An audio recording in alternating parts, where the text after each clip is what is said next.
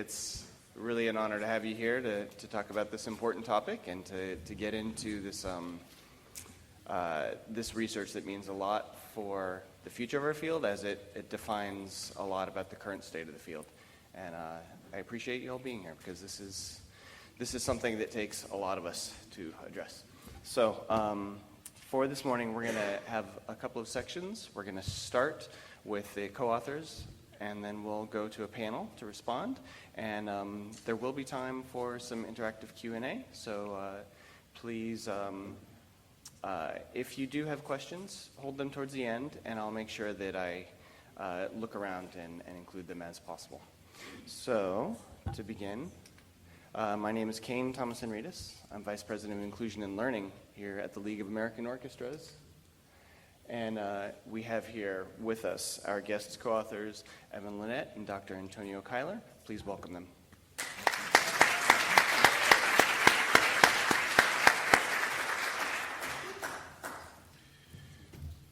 And they're going to begin taking us through an overview of the report, and then afterwards we'll bring up our panel for some interactive dialogue. Thank you so much, Kane. Good morning, everyone. We're really excited to share with you the results of the study and to continue the conversation around what we were able to find. So we want to start by providing some context. The purpose of this report is to convey to the state of the field progress that has been made around racial, ethnic, and gender diversity, to measure future progress. So this will be a great benchmarking tool to assess your orchestra's performance when it comes to racial, ethnic, and gender diversity, and to support the field in accelerating the change. There were two research questions that we used to kind of guide our inquiry. Number one, to what extent have orchestras made racial and ethnic progress since the last report, 2016? And to what extent have orchestras made progress regarding gender since the last report in 2016? So the scope of the report is a snapshot and trend analyses for key orchestral roles, including musicians, conductors, and music directors, staff and top executives, and board members. And so if you think about it, it's all of the professional positionalities of people, right? We're looking at the ways in which people can come through the door to participate in orchestras. And to contextualize the findings, it is demographics are only one measure of EDI progress, right? This is the representation piece. Equity and inclusion, though this report gives some indication of what's happening there, we only really focus on the diversity piece of the EDI. Inroads that are made in programming and organizational culture, this report also gives some indication of that, but we want to keep in mind that every orchestra has its own unique story within this narrative to tell about what's happening relative to racial, ethnic, and gender diversity. So who contributed to the report? First, member orchestras. We want to thank the 180 orchestras that provided their data that went into the report, and we want to encourage you to continue doing that because we need your support and your help in continuing to do this work. Myself and my colleague, Evan Lynette, we partnered on this with Karen Yer at the League, as well as James McCain. And then we also did something different this time where we had an advisory group of people who were representative of the orchestral field with different social identities to make sure that we were managing the data in a way that's equitable and representative and acknowledging of the different positionalities. And also we had some participation and feedback from the League board and also some public advocacy on the role.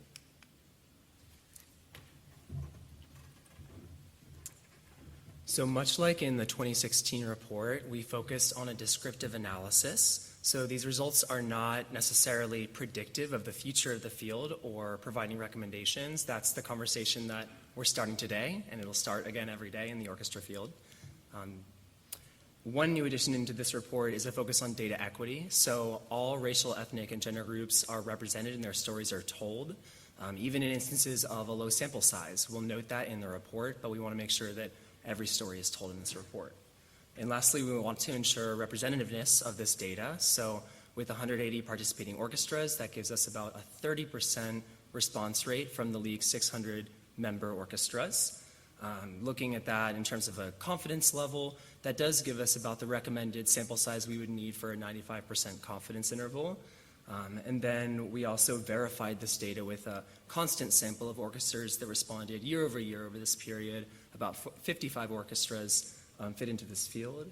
And then lastly, we have some confidence that about 50% of orchestras self-reported their data, which is a practice that the field is moving to.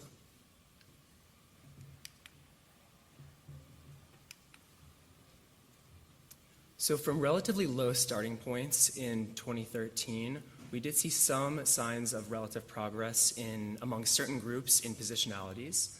These specific positions include Asian or Asian American conductors, women conductors, Black or African American staff and board members, Hispanic top executives, multiracial top executives, and women top executives, particularly in larger budget orchestras. Putting this context into some perspective, though, it's clear that certain historically and continuously marginalized groups are clearly less well represented than in the U.S. population as a whole. We included U.S. population census data in our benchmarking to give some amount of context to these results throughout the report. And we can see that, in particular, the proportion of Black and African American, Hispanic and Latina, and American Indian and Alaska Native people remains lower in every orchestral role than in their counts in the U.S. Census population. And that's also true for the proportion of women and non-binary people, although for non-binary people, we don't have census data, but we do have a nationally representative sample that was in 2021. We also conducted a budgetary analysis to kind of measure progress between small and mid-sized budgeted orchestras versus the larger budgeted orchestras. And we found that women's representation in all orchestra roles is focused within smaller to medium budget orchestras, as too is the representation of Black or African American, Hispanic, Latine, and multiracial musicians. In some areas, there have been little or no progress that orchestras have made since 2013 or earlier. So for one, Black or African American musician representation has improved only marginally since 2010 when we started collecting this demographic data. Black or African American and multiracial music director representation each decreased between 2013 and 2023. The proportion of women music directors in larger budget orchestras also decreased during this decade. In addition, the growth of Asian and Asian American representation on staff halted during the pandemic years as the representation of other BIPOC groups increased.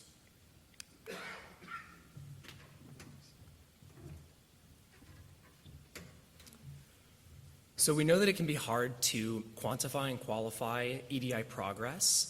Representation is just one measure of EDI progress, but we do see some strong representation among certain groups compared to the U.S. population. So in these groups, their counts in the most recent data is actually as strong or stronger than in the national averages. So that's true for Asian or Asian American people in all artistic roles, multiracial people in artistic and top executive roles, Hawaiian and Pacific Islander people in all roles except for top executives, and women staff members.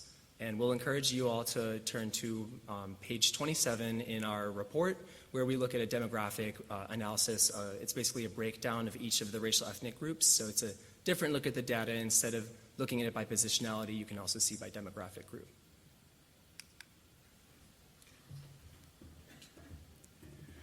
And so our final slide before we open it up to you all for questions are recommendations that are based on the data, all right? Like we try to make sure to not overreach because we want to give recommendations based on what the data tells us. And so first, we need to address the low representation in the following areas: Black or African American, Latinx or Hispanic, and American Indian and Alaska Native people in all artistic roles, particularly within larger budget orchestras, women in conductor and music director roles, particularly within larger budget orchestras, people of color in top executive and governance roles, non-binary people in conductor, music director, top executive, and governance roles. We need to progress women's representation in top executive roles, particularly in larger budget orchestras. And then finally, we need to accelerate recent progress towards improved BIPOC representation on orchestra staff. And with that, we will open it up for discussion or questions really quickly, methodologically, and then we'll shift to the panel. Please, Chuck, go ahead. So in 2016, I think the report says basically that African Americans and Latinos represent 1.8% and 2.5% respective of the orchestral workforce. I think that was primarily directed toward on-stage musicians. Those statistics were given in the context of African Americans and Latinos representing basically 13%. Oh, thank you, Karen. African Americans and Latinos representing basically 13% of the U.S. population. In your report here, you didn't give us any numbers whatsoever, but what I've seen so far is that I think your language was marginally something. Are you feeling uncomfortable about giving us specific statistical numbers? No, the statistics are in the report. We chose for this particular presentation to try not to take the numbers out of it so as to focus on the text and actually how we move forward. But the statistics and all of the numbers are actually in the report, including what you just said about like the U.S. Census data. So we have the U.S. Census data as a sort of benchmark that we can compare to what's actually happening in orchestras. Okay, just one quick follow-up then. What does your language then, marginally, I forget what your language said. I should have written it down. But what does that mean, please?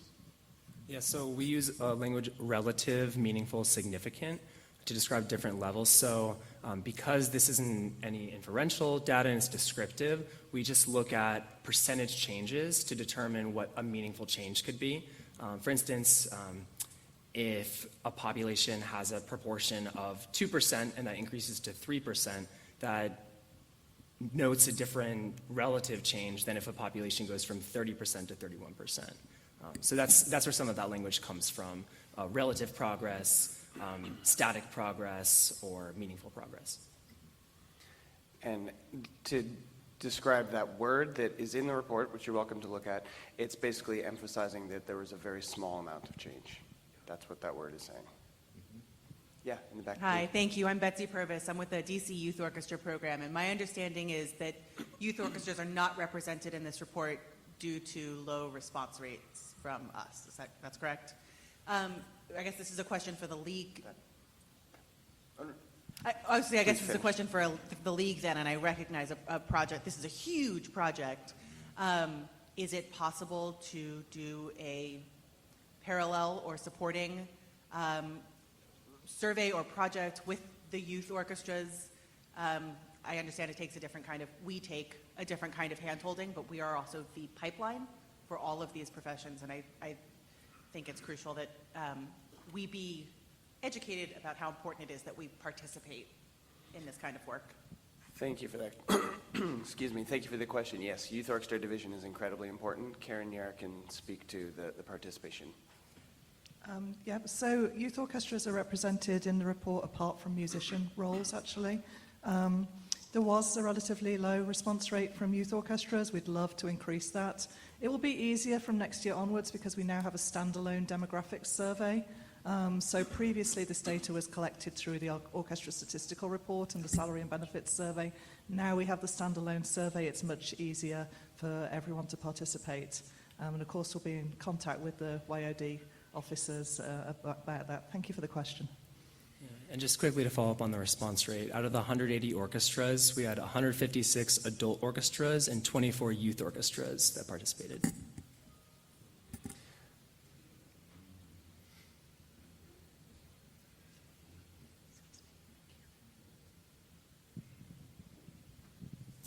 Hi, my name is Lauren Green. I'm a fellow with the Seattle Symphony. I wanted to ask, in terms of your preparation to help address this issue, the issues of like the lack of diversity within our field. How are you going to use your partnerships with like organizations such as Sphinx to help accelerate this change, if you have already thought about that? So this is a question for the league in terms of our partnerships for moving forward? Yes. Yeah. Yes, we want all the partnerships to be to the point. There's very specifically, we're doing inclusive stages, which is specifically to address the racial diversity of musicians on stage. So that's our immediate project and focus of partnership. As far as working with Sphinx, as one example, we work together in many different ways, and we're actually increasing that. But Sphinx Orchestral Partners Audition, the National Alliance for Audition Support, those are a couple of areas where we already overlap. But yeah, in general, we're looking to increase partnership across all of the sectors that are reflected in this report. In terms of youth even, working with some of the organizations that are out there, working with higher education, working definitely extensively with our own youth orchestra division, working with other nonprofits such as Equity Arc, El Sistema USA. So partnership is absolutely our lifeblood as the league, and we're always open to suggestions as well. I also wanted to add that the league has already begun supporting orchestras in this work through the promising practices, and actually linked to the report actually is like really is kind of like a curated slate of possibilities to get folks going towards actually helping with the recommendations. So. For any other questions, during this entire session, of course, everything is fair game. For this moment, while we have the authors here, if there are any clarifying questions about the report itself, the collection of the data, anything, that will be best suited for our guests currently, and then we'll get into more issues as we bring up the rest of the panel. Go ahead. Hi, Andre with Sphinx Organization. First of all, thank you for collecting the data. It's very eye-opening. My question for you is if you could talk about the data collection in terms of people self-identifying, or if it came from the administration staff in the initial stages and in this current stage, how they differed or were similar. And when you say stages, are you talking about different reports, this report versus when we're earlier doing the reports? comparison data from... Right. So, go ahead, sir. Yeah, so the league is moving towards self-reported data collection. That's a best practice in the field, but we're not quite there yet. In 2016 report, nearly all the data was reported by a representative of each orchestra, so typically the finance or HR director. In this report, just under half of orchestras had self-reported data, which gives us a bit more confidence that we're able to say that someone identifies, so say women identifying as opposed to women identified. That's progress that's being made in the field, and it'll give us more confidence moving forward, but we're not quite there yet with 100% self-reported data, which gives us some amount of room to grow, I guess. But with that, I do have a question back to you all.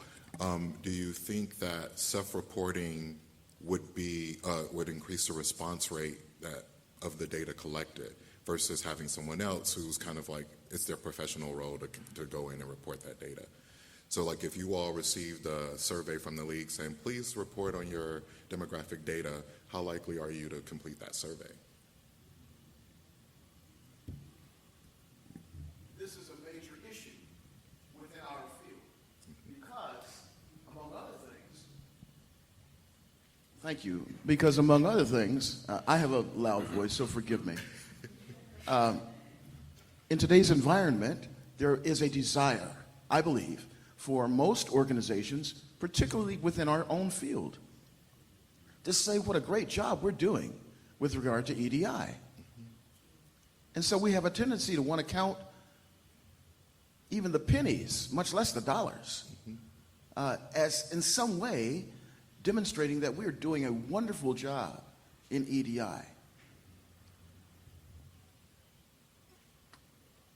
I, for myself, am not convinced that we are, as an industry, doing the job that we need to do.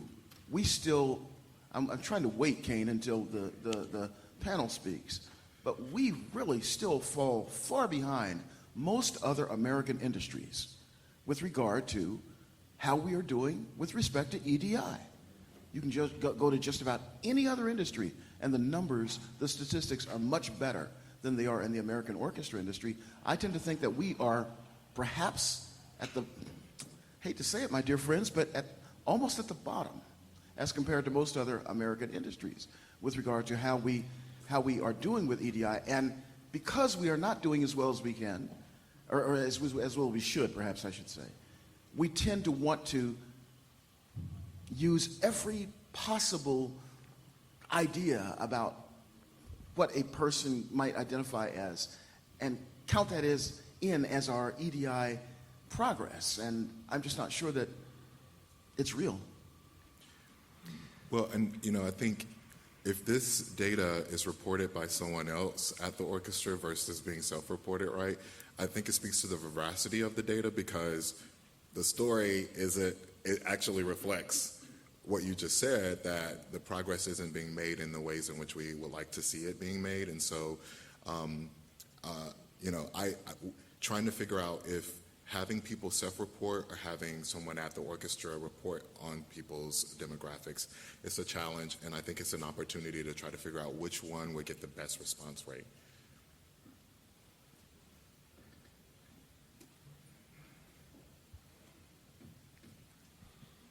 So speaking to what he just mentioned, is there any plan for the league to do like some sort of comparative report with other creative fields like theater, opera, anything like that? Yeah, in this report, we actually do some of that comparative analysis.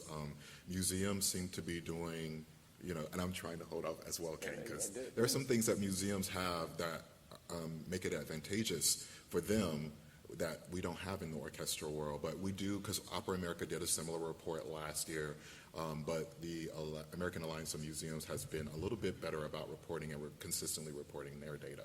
So that analysis is written into the report. Thank you.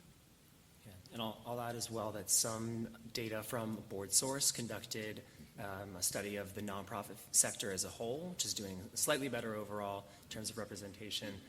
But it's really interesting data to just compare to the nonprofit sector too for leadership roles. We'll do 2 more questions, and then we'll switch to the rest of the panel. Good morning. Thank you so much for this excellent work. I'm Alan Brown, fellow Michigander. Look forward to seeing you, meeting you. I look at this through the lens of equity, and like, where do the real power structures sit in our sector? And the power dynamics of basically what is historically a white Western cultural tradition.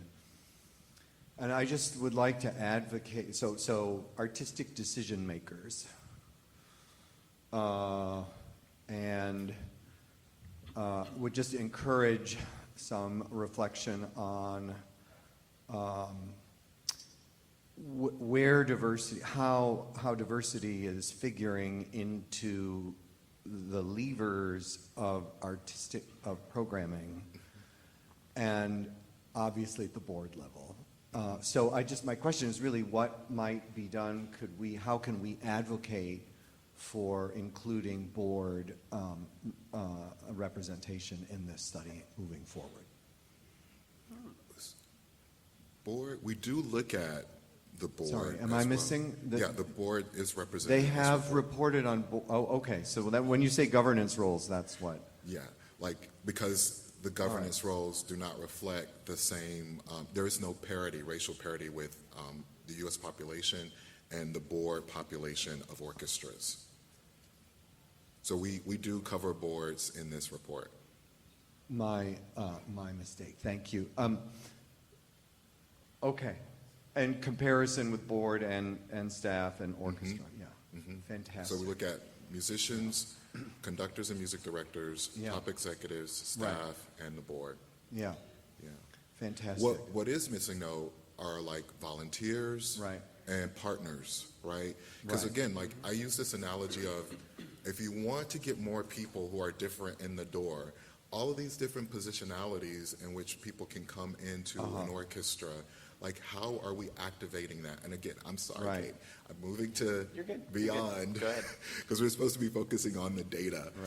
But it is that question of who are you partnering with, and what kinds of diversity are they helping you to enable? And the volunteers as well. How diverse is your volunteer pool? Yeah.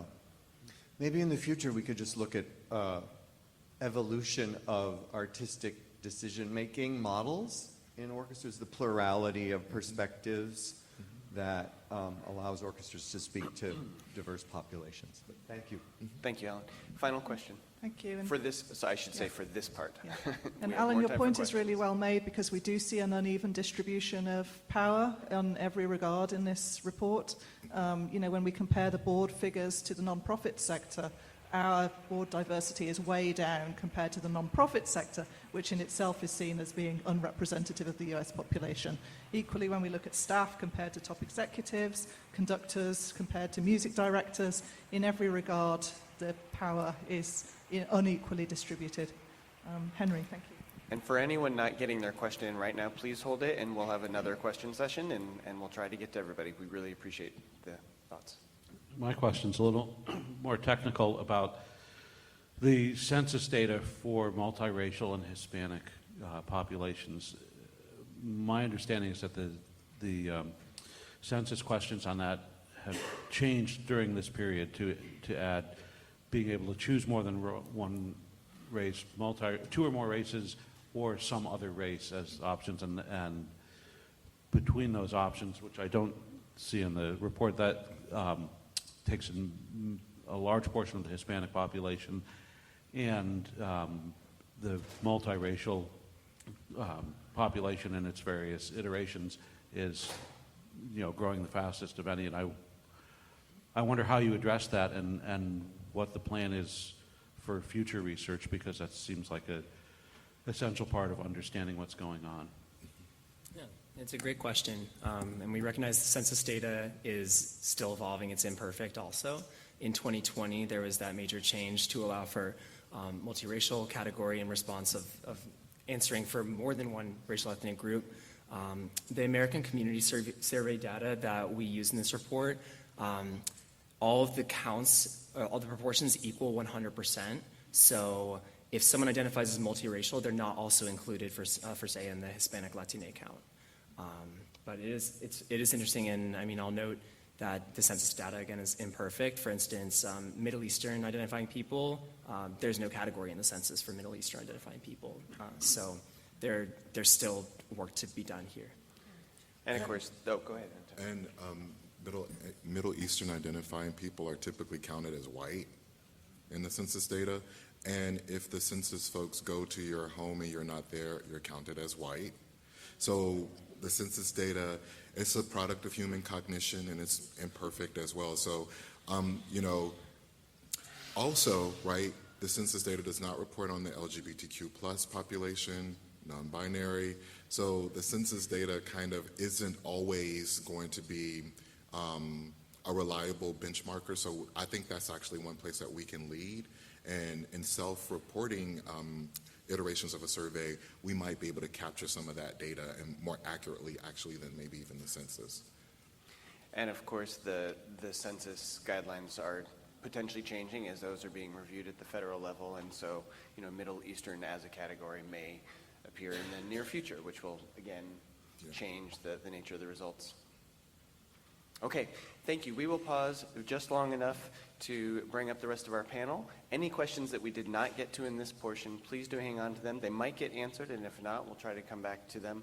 I've seen a few hands raised, and I will try to remember them for the front end of the next question session. So I'd like to welcome up the rest of our panelists now. And sorry, let's give a round of applause for our authors.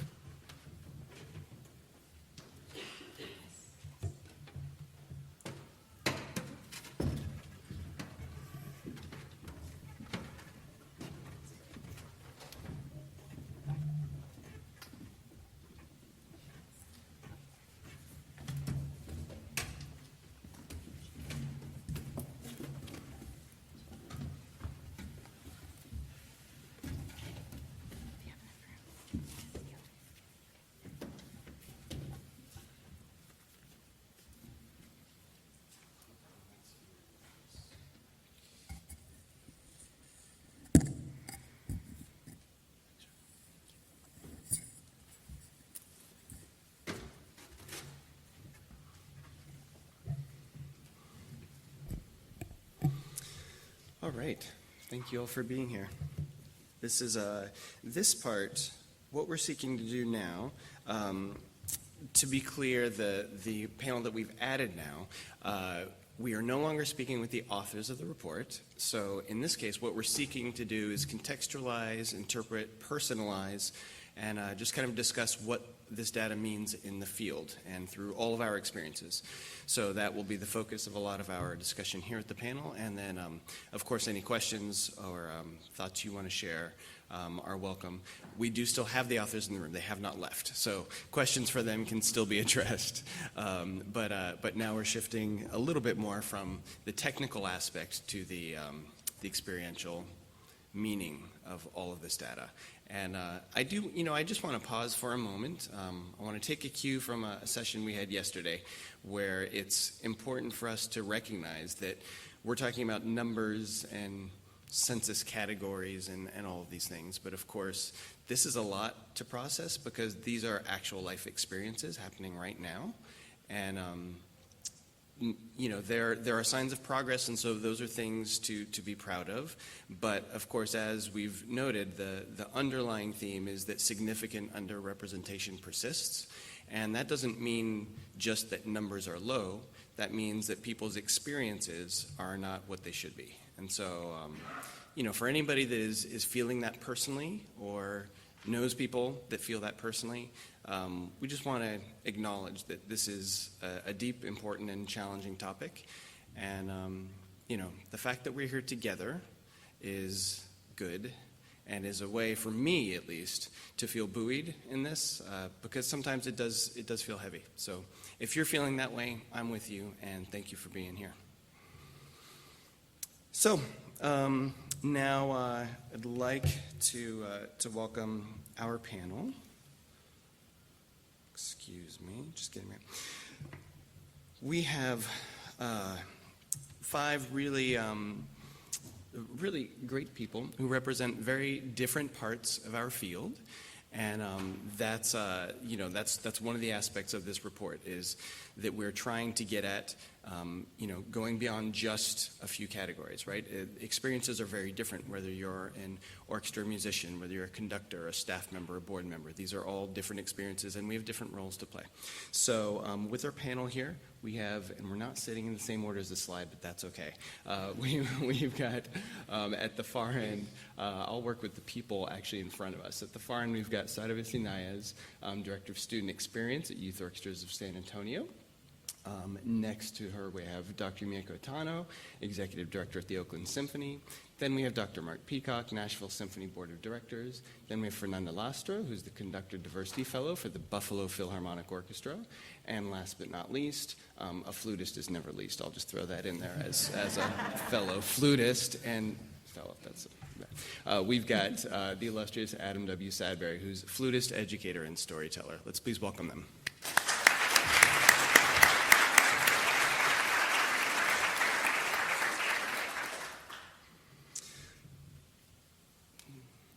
So we just want to start with a brief chance for each person to kind of just share a minute or two of their own just overall response to this this data, what this is saying about our field, what this is saying about your experience.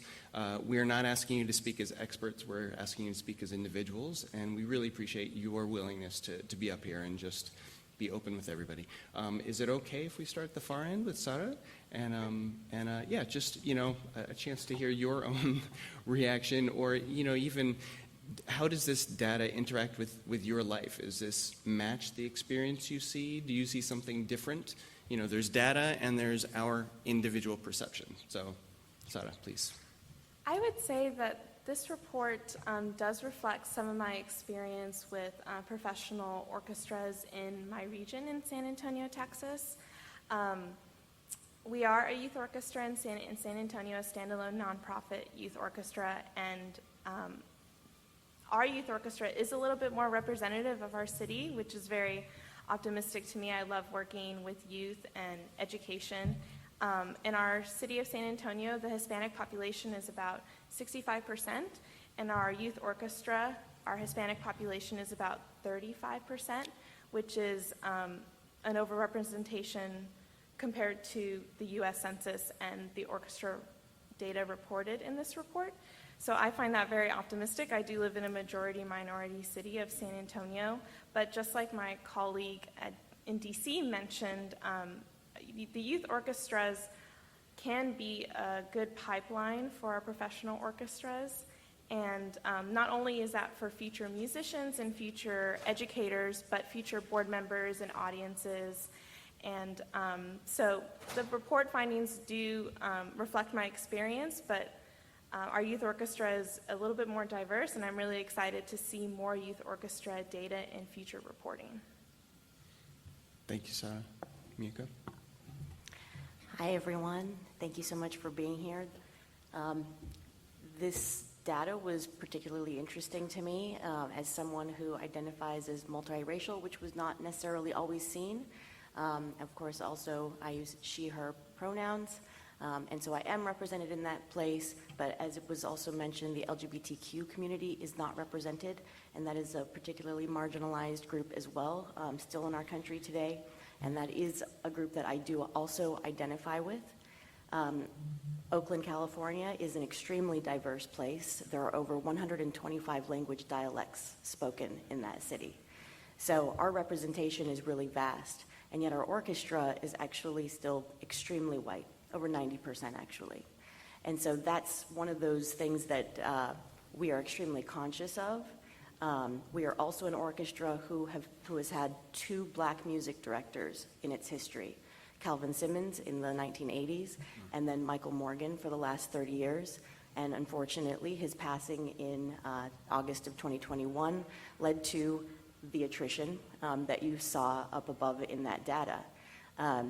It's particularly heartbreaking if one person leaves their orchestra or something, or the industry passes or retires, those kinds of things, that actually moves by percentage points.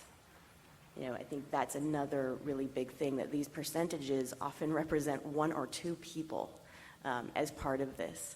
And so I think that's an area that we have to be really conscious of, and these gains are extremely important, and they should be just the signal that we are on the right track.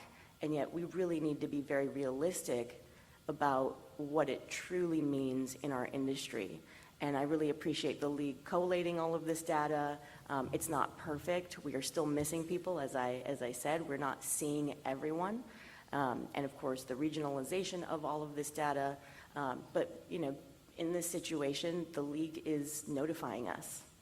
And if it's not perfect data, yes, we still see a lot in this. And as an orchestra leader, I have to take it back to my orchestra and effect change. And that's where all of this is. This is not about what is the league going to do, but more so, what are each of us going to do when we go back to our orchestras? And I think taking on that responsibility is something that's really key. And, as allies of these different marginalized groups, as cisgendered, white men and women, what can you do in your orchestra community to support those that identify differently to feel comfortable coming to work every day, to come and sit in the orchestra, and they might be the only one, that 1%, and they might move that needle to 2 or 3% by being there, and really supporting them and their experience and their cultural backgrounds around how they fit in and how they find their own belonging in these spaces. Thank you, Miyuko. Mark? So I got asked, I think, to be on this panel because of progress we made with the National Symphony Board of Directors. So I'm speaking specifically for Board of the Directors, which is the area where I feel we have the absolute most flexibility in this change. My process here started at Baltimore Conference 2016. If there's anyone here from Baltimore, that was inspirational to me, basically my road to Damascus, that these changes are essential, but more importantly, these changes can be done. And we need to be very intentional and also very unapologetic when we're making these changes. I would say these data are consistent with my experience. I really wish we could have had the slide up for Black or African American involvement in our organization. It seems like 2018, there's an inflection point for boards, and that maybe we've gotten better and more intentional, whereas the line for musicians is absolutely flat. So I would stress that with boards, we have turnover, we have flexibility, we can add extra people. To me, there's really not much of an excuse for us not to have much better representation on boards. Thank you, Mark. Fernanda. Yes, hello everyone. Thank you for being here. I am a woman conductor and a Latina.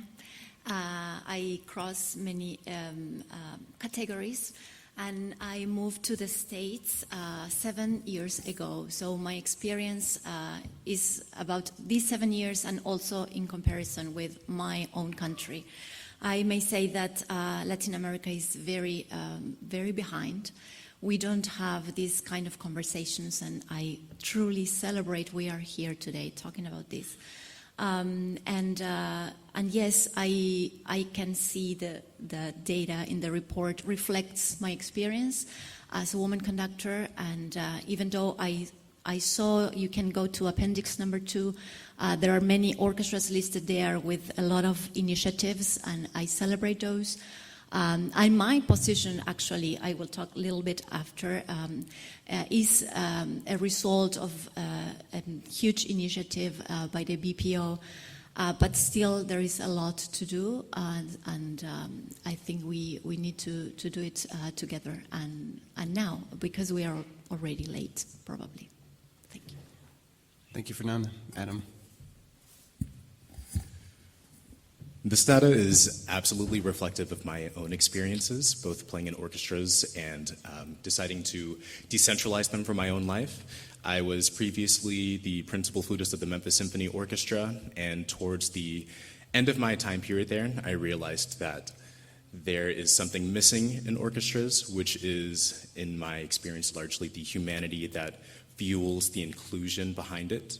And I've decided to reshape my career around healing and holistic learning, which is why I've decided to start training as an Alexander Technique teacher, and why I am doing so much to ensure that others are aware of our own powers of compassion to empower each other and to see the world in full spectrum.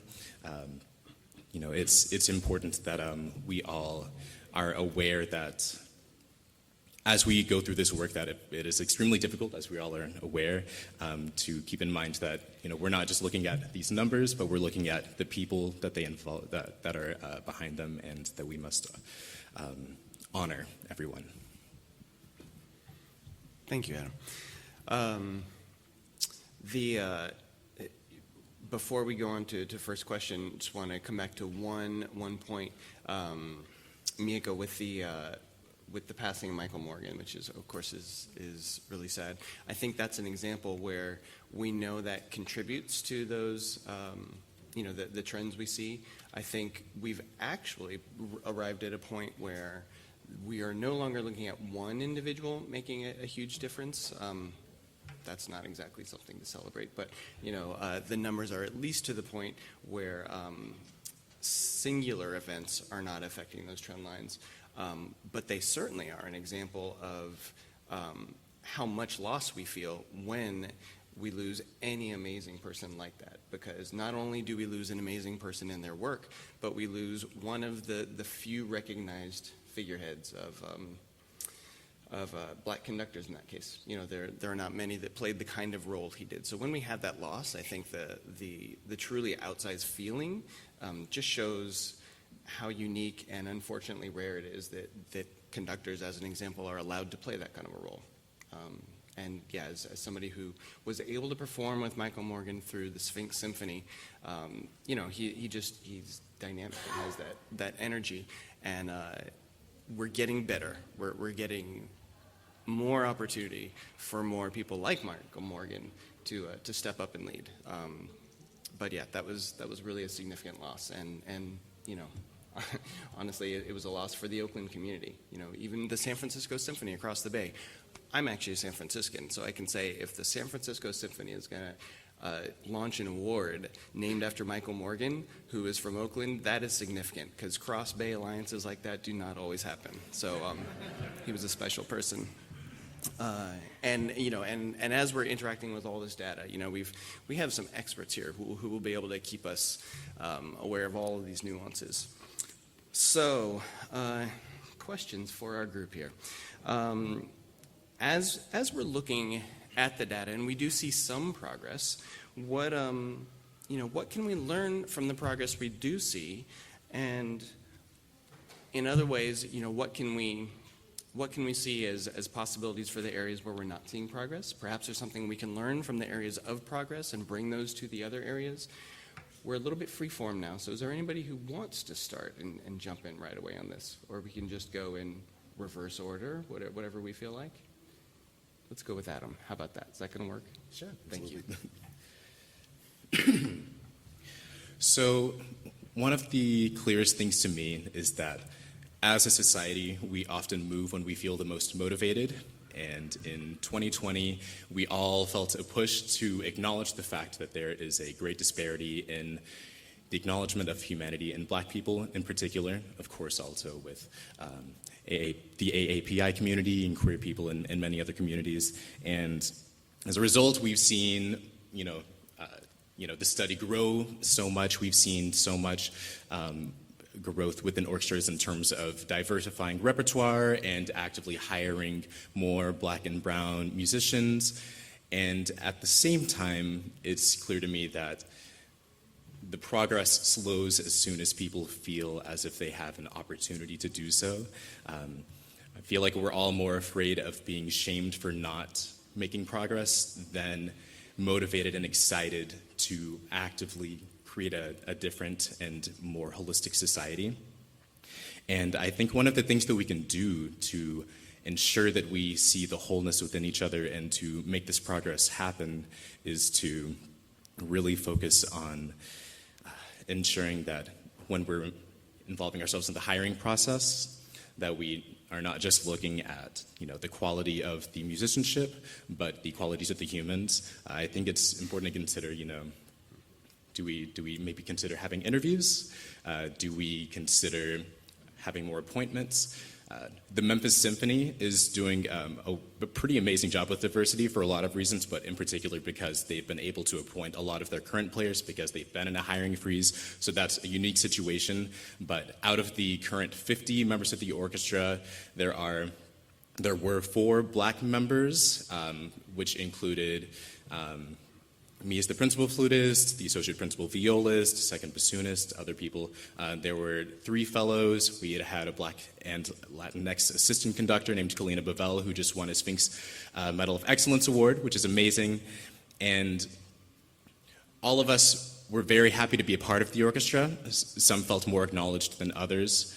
And it's intrinsic to the process that the ones that have decided to stick around have realized that they felt validated in their positions, and those of us who have decided to find new positions are the ones who felt as if there is more to discover and more to connect with. So we can use this data to see that there is movement within these systems, and that change is happening, and we can focus our attention on finding ways to get more people not just interested in joining the orchestras, but to stay in them. Thank you, Adam.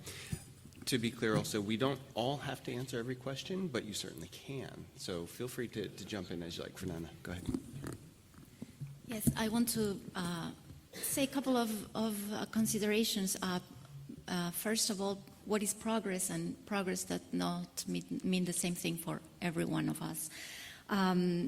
Representation it doesn't mean inclusion. We need to create a culture first and to create a good environment. And it's necessary also to be aware of the intersectionality in this data, because we can see progress, but at the same time we need to know there are groups of people that cross many categories. So just one more step further in the reading of the report, and also we should think about how does it feel to have DEI in our organizations. What is the ideal? And I think progress as well, this is the positive side maybe, is always, have always backwards. It's 2 steps forward, 3 backwards, but that's why we need to keep pushing, because if we see a decreasement, for instance, in many categories in the report, but it's part of, because we are doing something, so we are moving. That's why I think it's important to keep the good track, keep the good work, and keep moving. And also with education, it happened to me, this is just a personal experience, in a college orchestra setting, programming women composers and underrepresented groups, and having students asking me, but even though I made a speech at the beginning of the semester saying this is important because blah, blah, blah, blah. And then one day, one student was like, what? I don't know why we are playing this. Why we are not playing some composer we know, or something we have already done before, like some composer from the canon. And I see, of course, the value of our canon, but also the value of including new voices, and part of the progress is teaching the new generations that this work is really important. Thank you. Thank you, Fernanda. Do you want in on this question or move on? What? Your choice. Okay. All right. Next question. These, to remind everybody of the recommendations, some of the recommendations that are in the report. These 3 come to the fore: address low representation in the following areas, progress women's representation in top executive roles, and accelerate recent progress towards improved BIPOC representation on orchestra staff. So how about for the remaining 3 here, any actions that you've seen across the field that you think may be addressing any of these, things that we should be looking towards as either just great examples or perhaps even rising to best practices? I want to go back to my comment about diversifying the pipeline.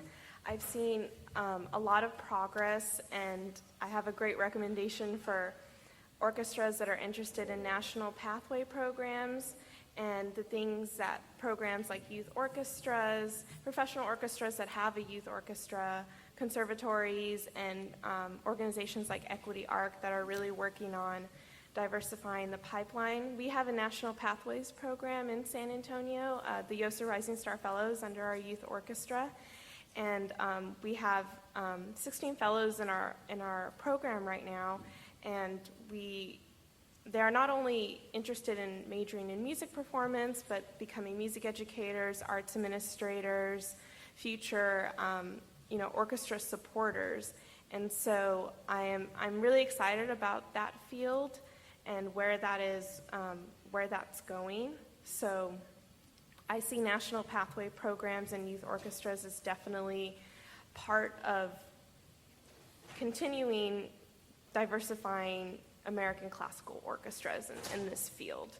And if you have questions about national pathway programs, you can ask me or Equity Arc. Thank you, Sarah. I just want to kind of tag on to what you just said. Oakland Symphony, we also have a youth orchestra as well. We're also in over 24 schools in Oakland Unified School Districts, particularly Title I schools that are traditionally marginalized, especially in what we call Deep East Oakland as well as West Oakland, traditionally black and very heavy brown communities there, heavy immigrant populations as well. Actually, I visited one school, and literally their library was a closet and a laundry basket.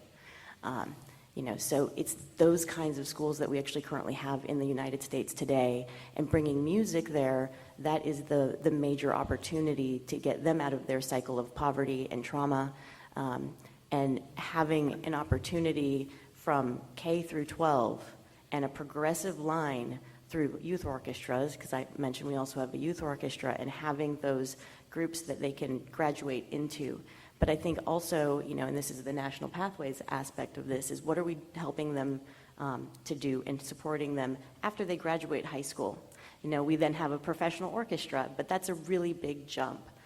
How are we welcoming them into the concert hall actually as youth? And that's another program that we have in Oakland. We call it Hall Pass.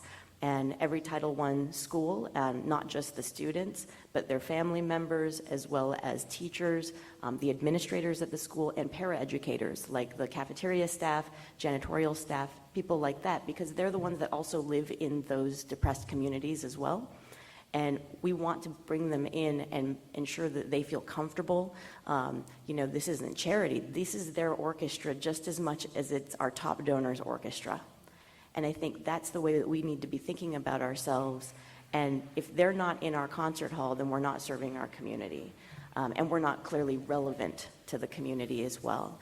And so, even if they're not going off to a conservatory, which, I also hope that when we send off some of our kids into conservatories and, university settings, that they're supported, even though they may not have as many people that look like them or come from backgrounds that they do, that there is this support network when we send them off, that we can trust our colleagues across the country, that when we send our kids, who we have lovingly brought up to love music and love this art form and love orchestras, that they're able to continue loving it and not, have this health crisis because they feel marginalized in this space that they had originally felt very safe.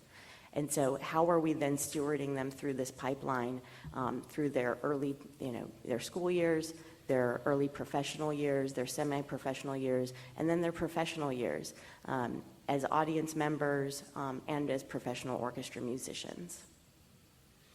Thank you, Mika. Anyone else want in on this question before we move on? Okay, go ahead, yes. Fernanda. Yeah. No, I want to briefly mention about women conductors, a program from the Dallas Institute for women conductors. Right now, it's the only one for women conductors I know, besides the Taki Concordia, and I cannot tell that they are up to mentor and to promote and advocate for women conductors, but I cannot see colleagues of mine now working at the large budget orchestras yet, yes, in the small budget orchestras.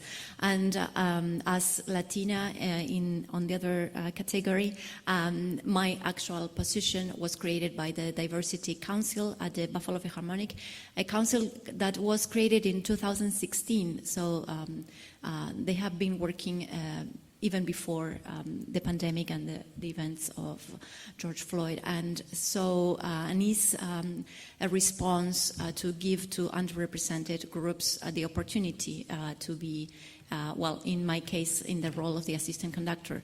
But I understand as well that now the New Jersey Symphony created a fellowship for conductors as well, for underrepresented groups. So these are the three cases in my field I can name right now. Thank you. Moving on to another question. I think one of the things about this data that can be challenging for us, that can even feel dissonant for us, is that we see lots of activity happening across the field. We're all probably part of a lot of these actions that are happening, and yet the report and the data and even a lot of our experiences is telling us that that's not resulting in a lot of change yet, not significant change, not rapid enough change.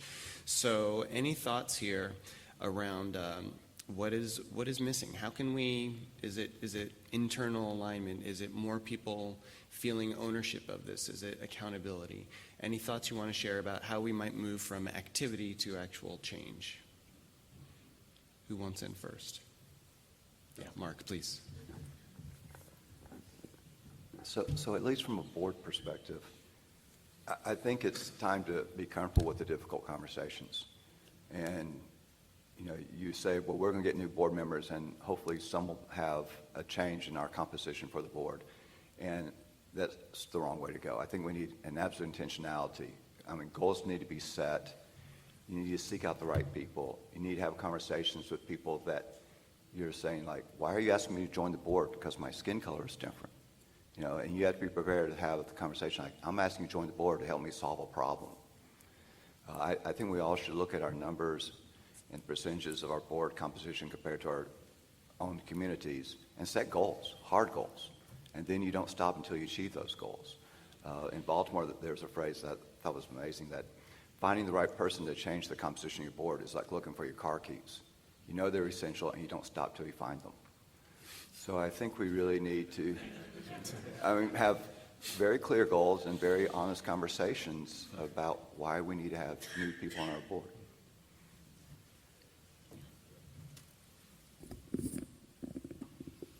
Yeah, and just to expand on what you're saying, I mean, a lot of the work that's involved has to be radical.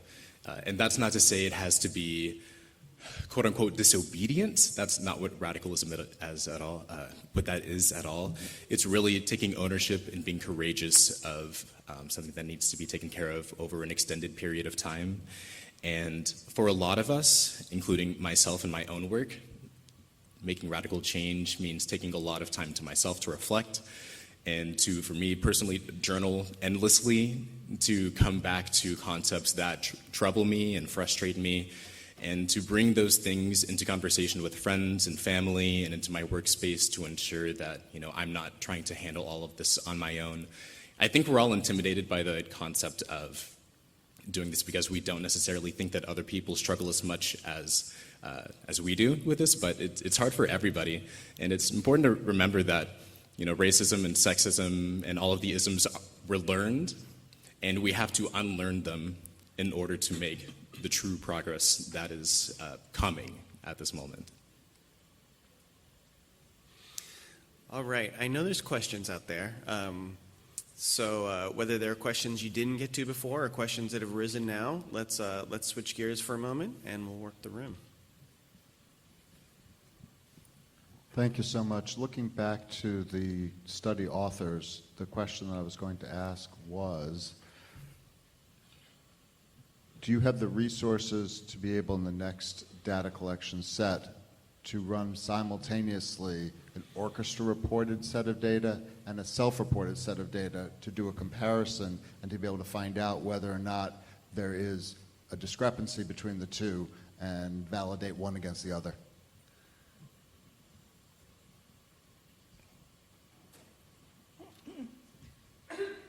Excuse me. I think our approach currently is to provide the resources to our members that will help people to collect their own self-reported data.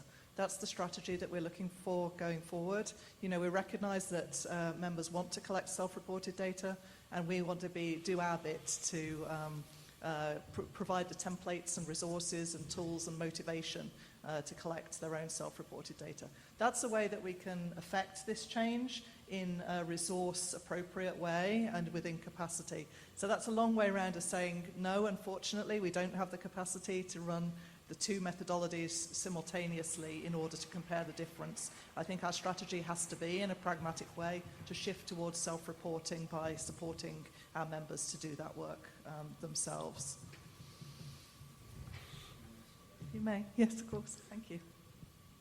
If I can make a suggestion as a follow-up, there are a number of funders who are actually very interested in this subject area, and I think that it might be possible for the League to secure at least a one-time grant from such a funder to be able to run those two studies concurrently side by side to be able to do that assessment. We're happy to speak with them, and you are welcome to contact any of us. I'm here right after this session. We'll be in touch with you. Thank you. Yeah, in the back of the room, Karen. Thank you. I'm blown away by the excitement of that comment. I forgot to look around the room. Thanks, Karen. My name is Carolyn Nishan. I'm the executive director for the Portland Symphony. I'm really interested in this topic of the pipeline and how we can help to support our local organizations that are also actively doing this work.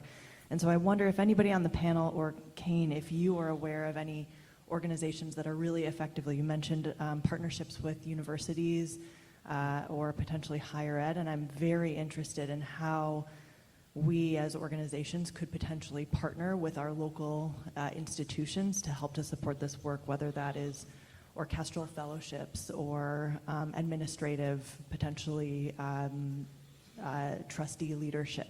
So is anybody on the panel, or maybe Kane, if not, is anybody working with local organizations, universities, to help to feed a pipeline through an EDI lens? Go ahead, yeah, please. I'm actually kind of at the very beginning of this stage, because when you go around your community and you start having conversations and you talk to people about, like, what's your problem? We all pretty much have the same problems, and higher education is actually, you know, we think we have problems. I think higher education is a whole nother level. But, you know, we have a junior college in our area. We have the San Francisco Conservatory just across the bay. And, you know, we didn't traditionally used to go across very much, but actually in the last few years, we partner with San Francisco Symphony even through our education programs. San Francisco Symphony actually very generously gives us a grant every year to serve our Oakland kids, because they see themselves as more than just San Francisco. Their responsibility is to the region as the Tier 1 orchestra in the region. So, you know, if you're at a Tier 1 orchestra, I think you will also need to think about how are you also resourcing these smaller orchestras who are ultimately in their own communities building the pipeline that we hope can make it all the way up to the top, right? And so I think those are the kinds of partnerships that we should be looking at. And everyone's trying to diversify and reflect their community. You know, our junior college, they just actually, you know, got a big funding grant to be able to offer free classes. And they're trying to expand their music technology programs and things like that. And so when we look at the education programs that we have starting in like kindergarten, you know, supporting your school district, where are they going? They're not all going to go to four-year colleges, but doesn't mean that they're not going to be successful, you know, part of the workforce. And so how are we supporting into there? What are the resources that they have? We also have a school for the arts. And I've actually also talked with IATSE and AFM as well. And until you have these conversations, you don't actually know what the resources are. IATSE, for example, has a pre-apprentice program that you can start in high school. So, you know, what are they doing? At the junior college level, they have the apprentice program with IATSE, actually. With AFM, I recently found out that they have funding to help support things like, you know, if we wanted to bring, you know, kids that from our Muse program and youth orchestra back to the area and, you know, have an alumni program, they would actually sponsor something like that.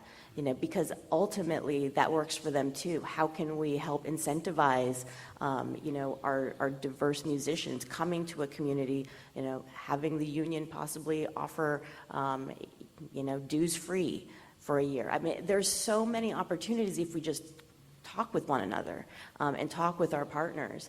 And so, you know, that's the kind of work that we're seeking to do, you know, looking at what is our pipeline, if not workforce development and resilience of all things. You know, when you're an adult and you go to a concert, that makes you more resilient. That helps your mental health. If you're playing in an orchestra, if you're playing in a community orchestra, if you sing in our chorus, our youth orchestra, there's a support system, there's a system of belonging, and it, you know, it does so many things. There's tons of books out there about why music growing up, you know, and continuing in adulthood is really fundamentally important to your success in life. And success is not just measured by, you know, how much money you make or, you know, what your status is in life. It's your mental health too. You know, and I think in 2020 we all really found all of that. So I just recommend talking with all of the different organizations, education-wise and other, your local union even, you know, and actually that's a really great way to build relationships and bridges that are not contentious, because it's not about, you know, the financials. I mean, we negotiate every few years with our union, of course, but in between those things, how are we building relationships in solving their problems and having them help us solve our problems? Thank you, Miko. Sada, do you want to talk about Equity Arc at all, National Pathways? Yes, so Equity Arc is definitely helping make the connection between national pathway programs, summer music programs, conservatories, colleges, professional orchestras, and they're an advocacy organization that helps national pathway programs, but also BIPOC musicians come together to make those connections. And I highly suggest you look into that. If you're interested in creating a national pathway program, making those connections with other organizations, it's been an incredibly helpful community, and I think we're just getting started on that. Thank you. I've got the microphone, I guess, for the next question. Just very, very simply, back when you showed the recommendation slide, how did you come up with those recommendations? What were the criteria? Were they the worst issues from the data, or were they the ones that were most likely to make progress over a particular period of time? I mean, what was the criteria? Thank you. Question. Hold on. Do you want to take it, Antonio, or would you like me to?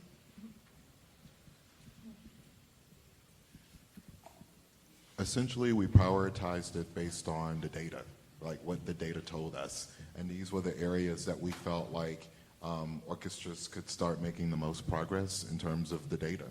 Like I can't stress enough that there's a story that the data was pointing us towards, and these recommendations are based on that evidence.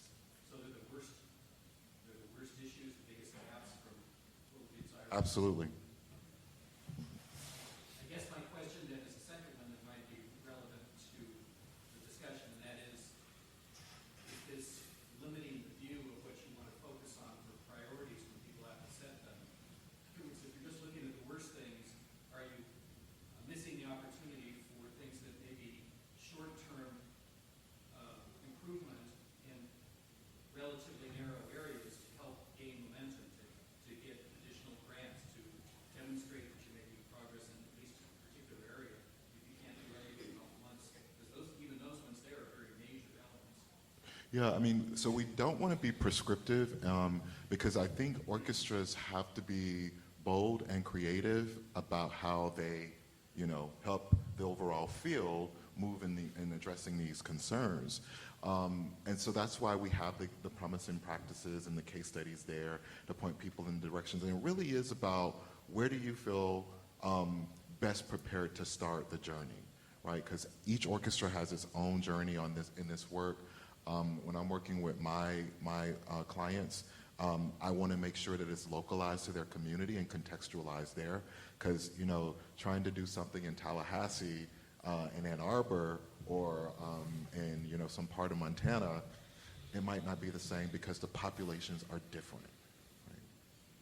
Right? And to Mieko's point about higher ed, there's a study that came out in December that said if higher ed continues to move at the current rate that it's moving in terms of faculty diversity, right, we will never reach racial parity.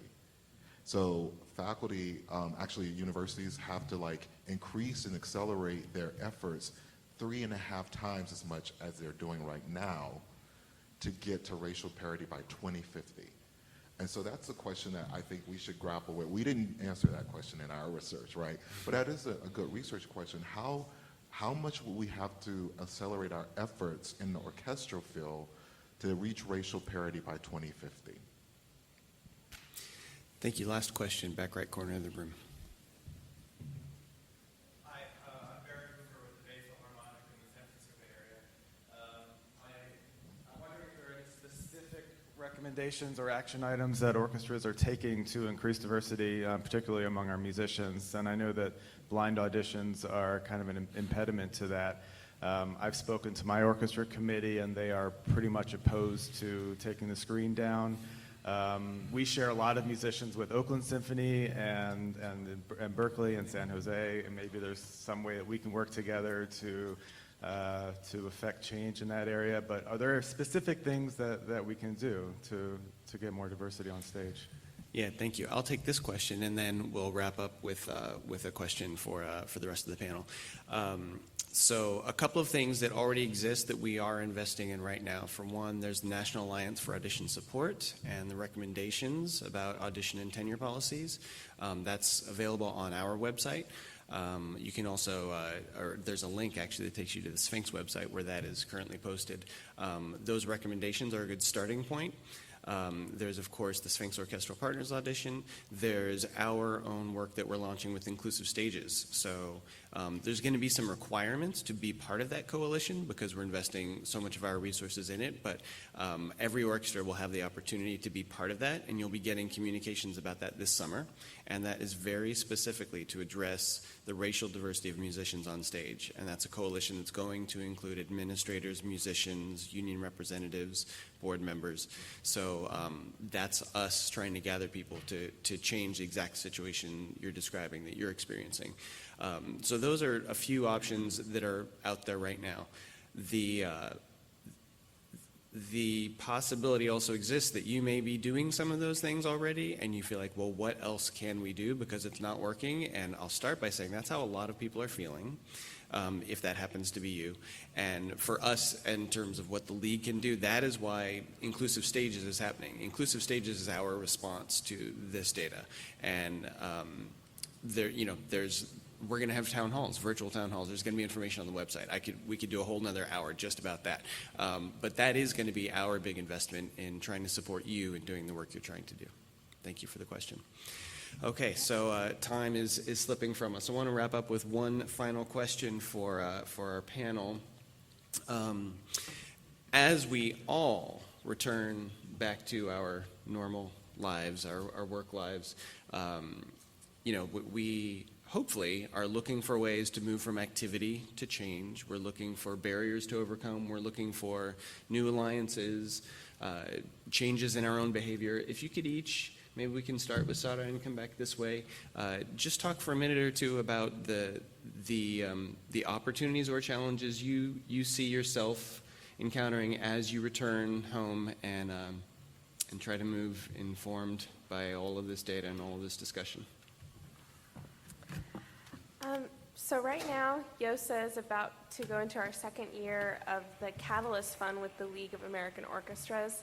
And I think an opportunity that we see this upcoming year is really looking at the youth voice in our orchestra that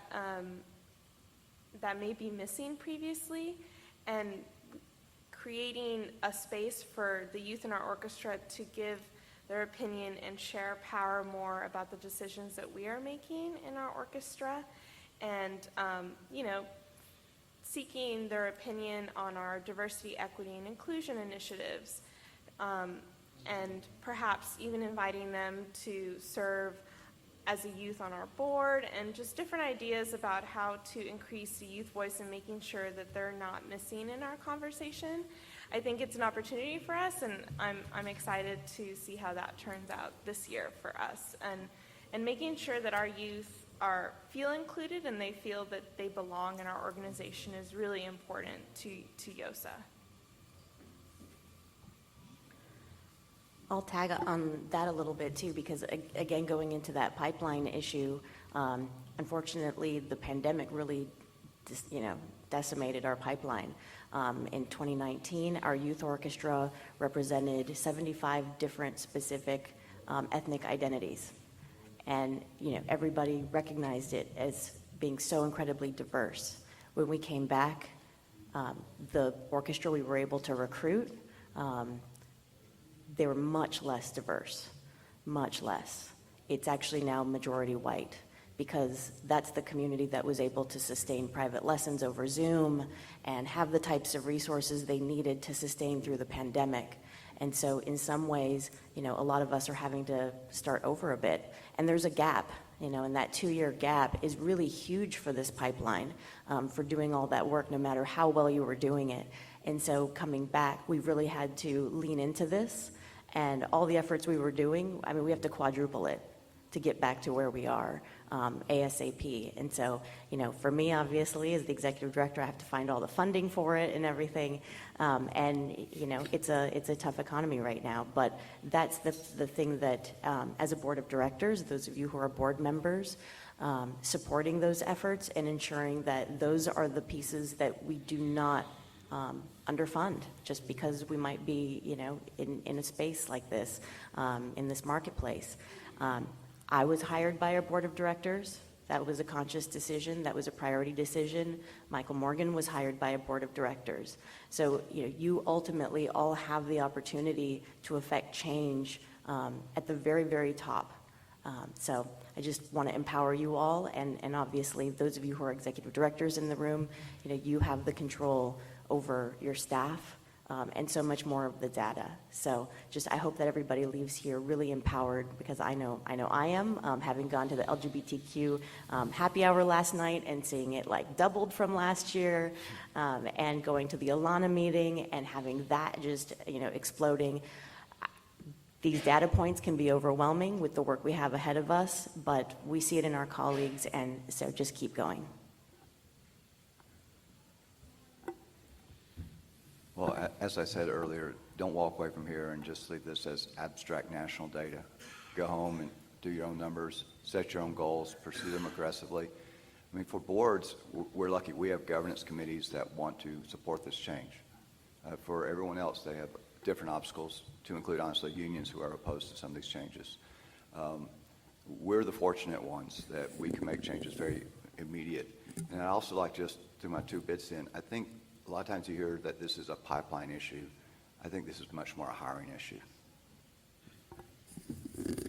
Yeah, from the conducting point of view, I think the barriers are always uncertainty and not to go back to old habits. From the programming point of view, we have done this, we know it works, it brings audience to the hall. Let's repeat this. And I think we need to take a step further, and also if we do, let's say, a celebration of Hispanic Heritage Month, to ask, financial support from the organization to put the same efforts financially in marketing, etc., to make that concert success and create revenue, because we are missing that opportunity. And also, as conductor, yesterday I attended the other EDI session, and I heard we need to train conductors for doing this work. And so I will bring another step, which is a job description. Maybe sometimes as assistant conductors, we don't have the power as the music director have, or guest conductors. Guest conductors in top orchestras are almost half of the season. And guest conductors, we go up and down all over the country, but I don't know what can we do. As guest conductors, I think we can do the same work, maybe because we are there like 3 days or 1 week.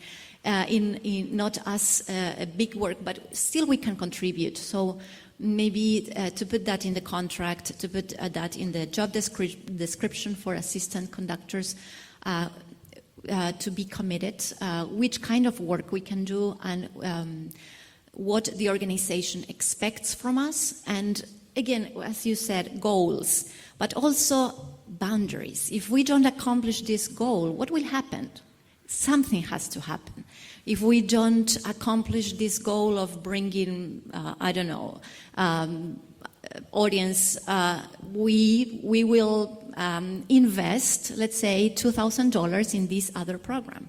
So something has to happen if we don't accomplish our goals in this work, because this work is important.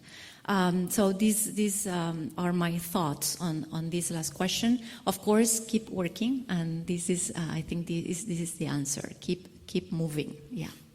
Thank you. So a lot of the greatest barriers that we face are internal ones. And as Miko was saying, mental health is something that is very important to address in ourselves and within our institutions. And to put it in a broader picture, I think we can really think about the way that this is affecting us in the orchestra world as generational trauma. Personally, I look at my family and I can see that I've inherited the habit of being a workaholic, and to put the work ahead of prioritizing the life that we're all supposedly doing this work for, often are, but not always. And whenever we look in the orchestra world and see the amount of potential healing that's available, I think it's I think it's an amazing opportunity for all of us to learn at every opportunity and to really breathe through these changes. Whenever I sit in orchestra and people make mistakes and then there's an immediate fit of laughter from another side, I think that's a sign that there can be a little bit of change. I think the fact that we're all using the same audition repertoire now that we did 30 years ago is a sign that there could be a little bit more healing and change. The fact that there are still so few Black people involved in orchestra is a great sign that we can all still use some healing and change. So we can all take some time to consider what barriers are holding us back from being not just motivated to do this change, but what's maybe preventing us from seeing its importance, and to never stop remembering the emotions that are bringing all of us here into this room. All right, we're at time. Sorry for any questions we did not get to. Please share them with us at the League. Go ahead and scan with your phones, give us your feedback. I want to thank every single person in here. This is meaningful. This is where change comes from. Please bring it back to your organizations. And let's give one final round of applause for our authors and panelists.